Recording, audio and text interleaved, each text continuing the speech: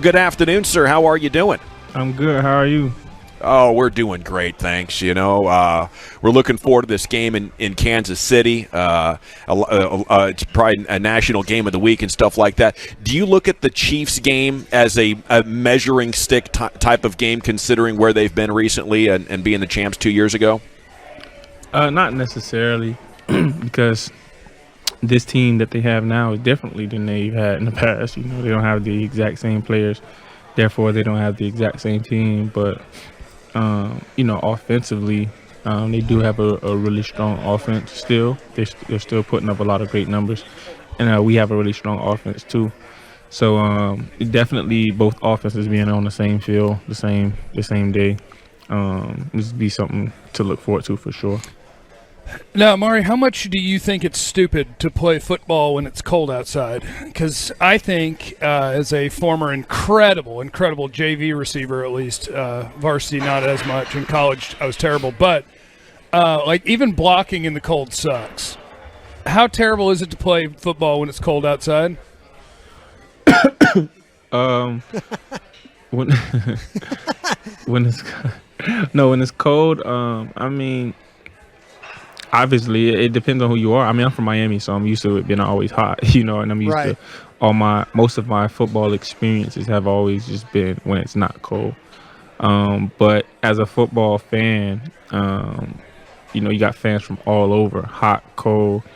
I think the fan in me of the game and every other fan would probably agree that it's just the type of game where no matter what the weather is, it's good for football. So it doesn't matter. So my answer is it doesn't matter what the weather is. Okay, so Brian would agree with you because he's an old crusty guy, and he probably thinks that outside and snow and all that stuff is really fun. And I know it's going to be in the 50s in Kansas City, so not a big deal. But just generally speaking, we don't even decide who's the better team if we're out there slopping around in cold weather and snow. We decide who didn't fall down the most. That doesn't seem fair. We need all indoor football. That's my take. What do you think? Listen, I'm with you. I'm with you. Obviously, it'll be a more fair game, as far as deciding who's the better team when it's played indoors. Just two basketball teams going out there playing a championship game when it's raining out there. You know what I'm saying? It really wouldn't make sense, Yeah. But just my position alone. I remember playing Pop Warner when I used to be on defense. I used to love playing in the rain. Yeah. Guys guys are running with the ball. They try to shake you. They're sliding a little bit, and you get a great hit on them and stuff like that. But I don't play defense anymore. I play receiver. So as a receiver, you want the weather to be. You just want the weather to be sunny. You don't want any wind, anything. But when you get those situations, you just got to know how to handle it. Yeah, sorry about that, Maury. Okay, I thought you and I had an agreement about Kellen using you as a lead blocker. I saw you again, point of attack. They're trying to run the ball off the left side. I see number 19 in there digging linebackers out again. Do we not have a conversation with Kellen about you lead blocking, man?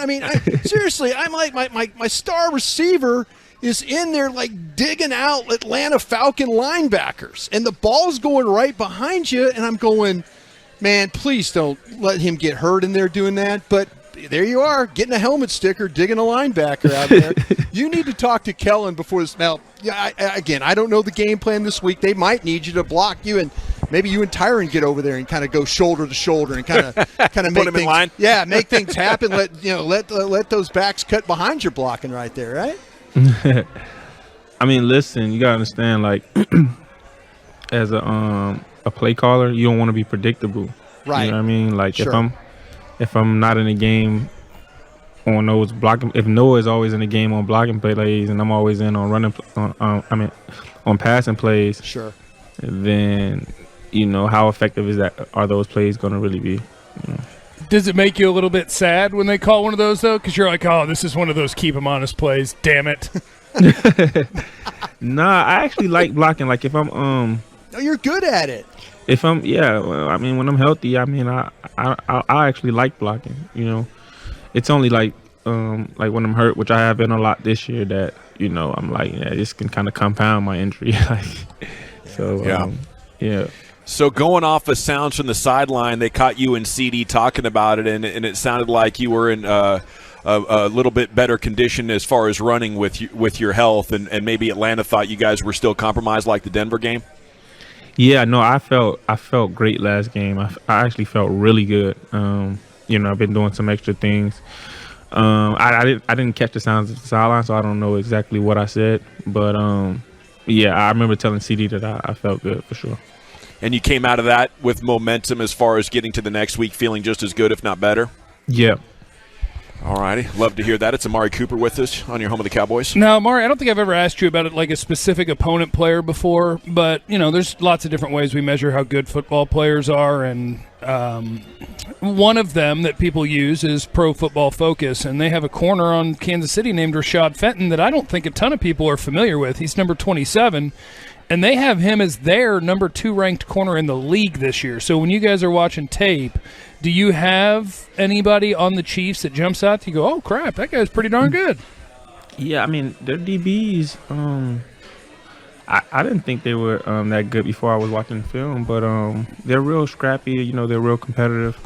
They're going to compete throughout the whole play. They like to grab a lot, but I mean, I look at it as competition, so they're not just giving up anything for free. That's for sure. So it's gonna be it's definitely gonna be a challenge for us. Amari, okay, you got a guy like Tyrann Mathieu who seems like he's always kind of pestering people. How do you handle a guy that's kind of, when you watch him on tape, he's kind of always involved, he's always talking, he's always bumping into people?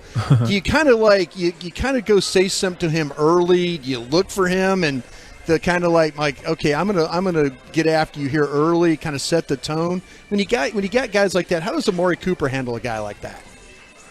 Man, I don't really think about what another guy does for real. Like, whatever the game plan is, whatever my assignment is, I try to go out there and execute it. If a guy's going to do anything extra, that's on him. You know what I mean? And I'll respond accordingly, but I don't really think about it. They got to worry about you, huh? Yeah. That's how that goes. It's Amari Cooper here. Hey, Amari, this week in the media, Kellen Moore is really starting to get even more credit for being innovative and being creative for the beatdown against Atlanta. What's your perspective on everything he brings to the table? Is he on another level? Yeah, I think so for sure. He's doing a great job spreading the ball around. Like I alluded to earlier, not being a predictable play caller. They don't know who he wants to get the ball to, and that's a good thing. It's a good thing for him. That's a good thing for our team. And he's just one of those, one of the younger play callers in the league. He's innovative. He understands football. And so, I think he's been doing a phenomenal job, and I think he's going to continue to do better. Amari, have you ever read the NFL rule book? No, I have not. Okay, well, I was out last week, so I don't know if you guys talked about the stupid thing where Nashawn got hit with a punt that never got past the first down marker but was still somehow a first down, which is stupid and counterintuitive. So I just wonder if there's ever times when during a game, or whether it's your guys' game or somebody else's, that something happens, you go, oh, wow, I didn't know that. Yeah, it's happened to me a few times in the league and before. But I think that rule kind of made sense, though, because you have to view it just like you would view a muffed punt, because I think it went past the line of scrimmage, and so it was blocked. But wouldn't you see? I would try, like Bill Belichick at some point is going to get desperate in a game, and he's going to try an onside punt now that he knows this rule. Like, offensive linemen are going to dive out of the way, and you're going to punt the ball directly into the line and hope they're on the other side of the line, and then you're going to fall and it's first down.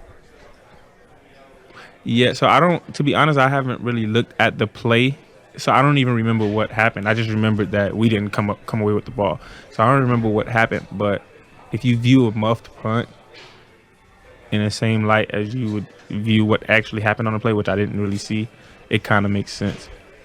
But that's not the important thing to me. The important thing is to actually understand the rules, Like, it doesn't matter. I mean, it does matter, but it really doesn't matter if you agree with a rule or not. What matters is understanding all the rules. And you understand all the rules, whether it's a agreeable rule or not, you know not to do it. You know what I mean? Like making sure your socks are long enough and your jersey goes all the way into your pants. Exactly. Man, I was getting costly for CD there. Yeah. He's figured out how to wear the long blue shirt, though, Amari, hasn't he? He's puts the long blue shirt on, and then it's like when the game goes, he takes it off, so he kind of gets the fashion police away from him. I think it's a smart maneuver. Hey, Amari, okay, for this show we have to do a lot of research on stuff, and I was looking at all-time weird sports, and one came up, it was called chess boxing. Okay, and it happens. They do this. This was developed in Berlin, Germany in 2003, and I thought about you for this. What you have to do is you have to play 6 rounds of chess, and then 5 rounds of boxing. And so each round lasts like 3 minutes. So you're declared the winner. You sit down. I mean, you're at a table, and you sit down. You play chess to get the checkmate, and then you got to TKO or KO the guy. Are we interested in this? Could we be a chess boxer, maybe? Like win at chess and then turn around and – I think Amari's your guy. Yeah, because you said you were a boxer. You, like back in the day in Miami, you were a boxer. This might be right down your line. Yeah, I think it does a good job of mixing, physicality with the mental part of things, because, I mean, you meet a lot of chess players, they're not very physical. So, You're calling them out. I like this. I don't think there's any chess players out there that could whoop you, Amari. I don't think so either. I think Amari's perfect for this sport. I was just looking at it on the internet. Yeah. Well, we appreciate. You got something to add to that? No, I was just gonna say 2 things. One, I've seen that before on the internet. You have? Okay. And 2, about 3 weeks ago, I overheard one of you guys. I don't remember which one it was. But when I was finished, I still had the headphones on, and one of you said, "Oh, I started at chess.com. Amari doesn't know." But I just know I heard that. So I kind of. That's me. That's Jeff. Yeah. I'm 1-0. I'm 1-0 on chess.com. I looked up how do you start a chess match, and I found out you moved one of your middle pawns, and then you just kind of wing it from there. So I'm 1-0 right now. I'm working my way up. I'll let you know when I'm ready. Yeah, just know that I knew that, though. You know what I mean? So I'm always one step ahead. I didn't say anything, but I'm always ahead. That's just the mentality. He just got right in your head. All right, always creeping. I got you. You're like the Jordan of the chess world. If anybody ever says anything, you're ready.